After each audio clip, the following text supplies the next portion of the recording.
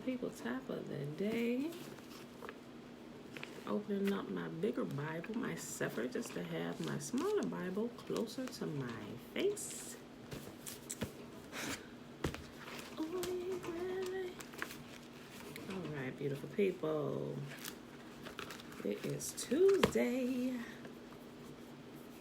May the 19th, 2020, day 150 of year 2 of reading through the books of the law and the prophets.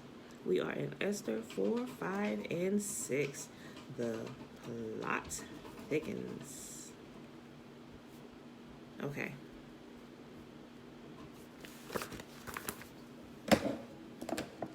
Betwabu, sawubona. All right, y'all. Esther chapter 4. When Mordecai perceived all was done, Mordecai rent his clothes and put on sackcloth and ashes and went out in the midst of the city and cried with a loud and a bitter cry, and came even before the king's gate, for none might enter into the king's gate clothed with sackcloth. And in every province, whithersoever the king's commandment and his decree came, there was great mourning among the Jews, and fasting and weeping and wailing, and many lay in sackcloth and ashes. So Esther's maids and her chamberlains came and told her. Then the queen was exceedingly grieved, and she sent raiment to clothe Mordecai, to take away his sackcloth from him, but he received it not. Then called Esther for Hatach, one of the king's chamberlains, whom he had appointed to attend upon her, and gave him a commandment to Mordecai to know what it was and why it was. So Hatach went forth to Mordecai unto the street of the city, which was before the king's gate. And Mordecai told him all that had happened unto him, and the sum of the money that Haman had promised to pay to the king's treasuries for the Jews to destroy them.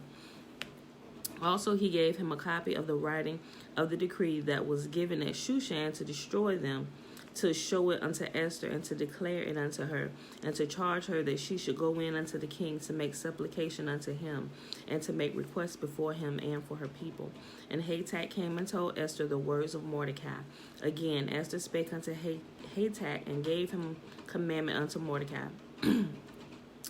All the king's servants and the people of the king's provinces do know that whosoever, whether man or woman, shall come unto the king into the inner court, who is not called, there is one law of his to put him to death, except such to whom the king shall hold out the golden scepter, that he may live. But I have not been called to come unto the king these 30 days.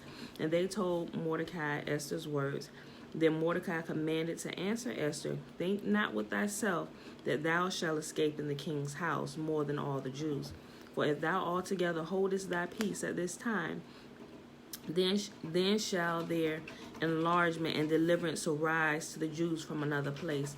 But thou and thy father's house shall be destroyed. And who knoweth whether thou art come to the kingdom for such a time as this? Then Esther bade them to return to Mordecai this answer. Go gather together all the Jews that are present in Shushan, and fast ye for me, and neither eat nor drink 3 days, night or day. I also and my maidens will fast likewise, and so I will go in unto the king, which is not according to the law, and if I perish, I perish. So Mordecai went his way and did according to all that Esther had commanded him. Betwabu. Morning, James. Betwabu, Yaya. We are in Esther chapter 5, so we see now that Esther is also a Messiah or a deliverer for Israel, which we all know the story of Esther, so that's why I can say that now, because we all know the story. All right, Esther chapter 5. Now it came to pass on the 3rd day that Esther put on her royal apparel and stood in the inner court of the king's house over against the king's house. And the king sat upon his royal throne in the royal house over against the gate of the house. And it was so, when the king saw Esther, queen, standing in the court, that she obtained favor in his sight. And the king held out to Esther the golden scepter that was in his hand. So Esther drew near and touched the top of the scepter. Then said the king unto her, What wilt thou, Queen Esther? And what is thy request? It shall be given unto thee, even up to half of thy kingdom. And Esther answered, If it seem good unto the king, let the king and Haman come this day unto a banquet that I have prepared for him. Then the king said, Cause Haman to make haste, that he may do as Esther hath said. So the king and Haman came to the banquet that Esther had prepared. And the king said unto Esther at the banquet of wine, What is thy petition? And it shall be granted thee. And what is thy request? Even to the half of thy kingdom it shall be performed. Then answered Esther and said, My petition and my request is, if I have found favor in thy sight, O king, and if it please the king to grant my petition and to perform my request, let the king and Haman come to the banquet that I shall prepare for them, and I will do tomorrow as the king hath said. Then went Haman forth that day joyful with a glad heart. But when Haman saw Mordecai in the king's gate, that he stood not up nor moved for him, he was full of indignation against Mordecai. Nevertheless, Haman refrained himself, and when he came home, he sent and called for his friends and Zeresh his wife. And Haman told them of the glory of his riches and the multitude of his children and all the things wherein the king had promoted him, and how he had advanced him above the princes and the servants of the king.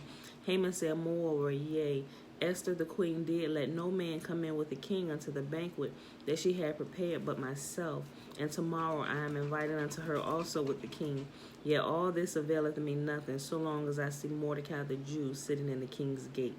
Then said Zeresh his wife and all his friends unto him, Let a gallows be made of 50 cubits high, and tomorrow speak thou unto the king, that Mordecai may be hanged thereon, and go thou in merrily with the king unto the banquet. And the thing pleased Haman, and he caused the gallows to be made. Boy, I tell you, sometimes it's always a deceitful wife behind the scenes, you know. Haman went, he was pissed at Mordecai, but I don't know, his heart was wicked because he did it. He agreed with that foolish information his wife and his friends gave him. His heart was already wicked. His heart was already set on doing something wrong, and they just helped him bring it out. On that night could not the king sleep, and he commanded to bring the book of records of the chronicles, and they were read before the king. And it was found written that Mordecai had told of Bigtha and Teresh, two of the king's chamberlains, the keeper of the door, who sought to lay hand on the king Ahasuerus. Did I say Esther chapter 6? This is the last chapter for today, y'all. Esther chapter 6. Okay. And the king said, What honor and dignity hath been done to Mordecai for this? Then said the king's servants that ministered unto him, There is nothing done for him. And the king said, Who is in the court? Now Haman was come into the outward court of the king's house to speak unto the king to hang Mordecai on the gallows that he had prepared for him. And the king's servant said unto him, Behold, Haman standeth in the court. And the king said, Let him come in. So Haman came in, and the king said unto him, What shall be done unto the man whom the king delighteth to honor? Now Haman thought in his heart, To whom would the king delight to honor more than myself?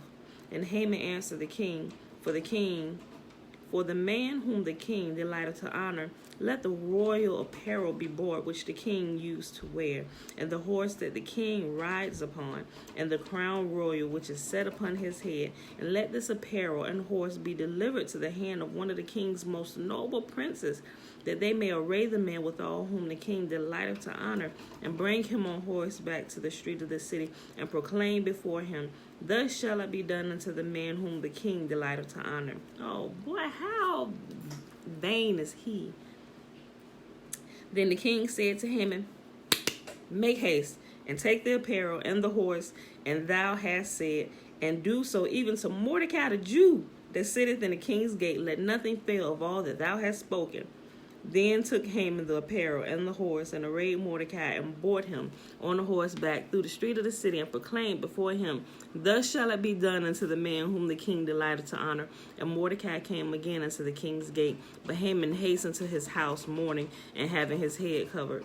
And Haman told Zeresh his wife and all his friends everything that had befallen him. Then said his wise men and Zeresh his wife unto him, If Mordecai be the seed of the Jews, before whom thou hast begun to fall, thou shalt not prevail against him, but thou shalt surely fall before him. And while they were yet talking with him, came the king's chamberlains, and hastened to bring Haman unto the banquet that Esther had prepared. And that, my beautiful people, is our reading for today. I know that was like 5 minutes, but Esther is short and the chapters are short. So we're going to be done like 10, 15 minutes every day for the next few days. All right, y'all. So I hope you enjoyed the reading. Read ahead if you like. Y'all already know the story, so y'all can wait for me in the morning if you want to. But I'm not discouraging you from reading ahead. You should be reading. Take it in or read something else. It doesn't matter. Just read something. All right. So today it is Tuesday, May the 19th, 2020. Day 150 of year 2 of reading through the books of the law and the prophets. And today we read Esther 4, 5, and 6. I think like last year it took us what? Like 300, I want to say like 326 days. I got to get my old notebook because I went through like a whole book. Because we started December, what was it? We started December 22nd, 2018, and we finished, I want to say November 28th, if I remember correctly, the first year of reading all the way through. So we like at 3, 4, almost 500 days, y'all, reading every day, except for the Sabbath, taking one day off. All right, so I just wanted to say that, you know, if you weren't keeping track, I ain't really keeping track, but, you know, I am keeping track so I don't lose my place right here in my book. So, but anyway, y'all, with that being said, let's go ahead and do the blessing. Numbers chapter 6, verses 22 through 27. And Yahuwah spake unto Moses, saying, Speak unto Aaron and unto his sons, saying, On this wise shall you bless the children of Israel, and say unto them, May Yahuwah bless us and keep us. May Yahuwah make his face to shine upon us and be gracious unto us. May Yahuwah lift up his countenance upon us and give us his peace. And they shall put my name upon the children of Israel, and I will bless them. All right, beautiful people, I love y'all, and I will see y'all bright and early in the morning. Peace.